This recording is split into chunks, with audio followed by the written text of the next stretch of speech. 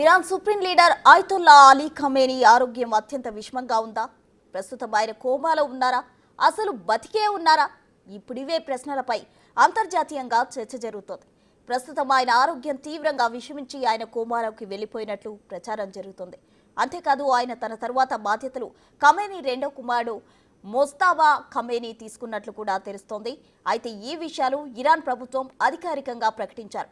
నిజానికి తన వారసుడి ఎంపికపై ఖమేనీ కొన్ని రోజులుగా చర్చలు జరుపుతున్నట్లు తెలుస్తోంది.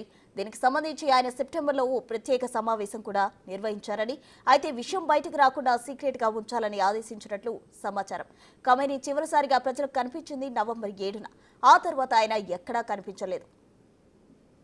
In planning for the country and move forward.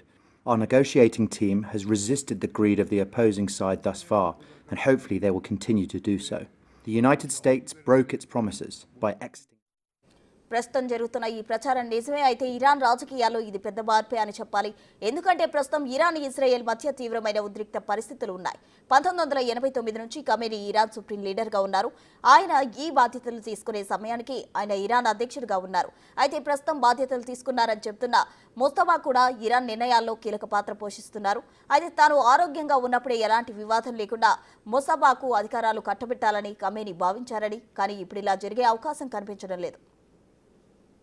In charge of managing the election and his rival in the election